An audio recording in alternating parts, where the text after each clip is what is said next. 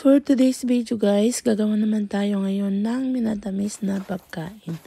Yes guys, titingnan natin kung magugustuhan rin ng aking asawa katulad ng pagkakagusto niya ng mga ulam ng Pinoy.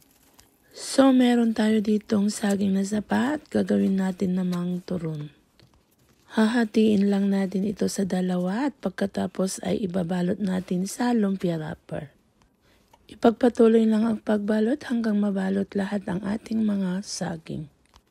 At pagkatapos nating mabalot lahat, magpainit naman tayo ng kawali, then maglagay tayo ng mantika at painitin bago natin isalansan ang ating mga nabalot ng saging.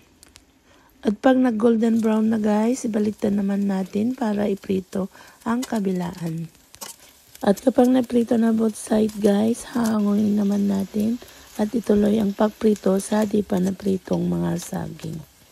So pag naprito na nating lahat, mag-caramelize naman tayo ng sugar. At the same pan, tanggalin lang natin yung ibang manteka.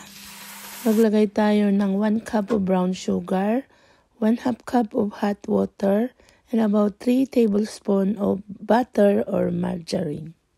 Then, i-caramelize lang natin ang ating sugar at pag ito ay lumapot, idadagdag na natin yung prinito nating mga saging. At ikot lang natin ito ng mabuti sa nakaramelize ng asukal. At pag naikot na yung sugar sa turon, mag-sprinkle naman tayo ng white sesame seed para mas masarap at mas maganda itong iserve. And at this point, okay na yung ating turon, hahanguin na natin sa serving plate.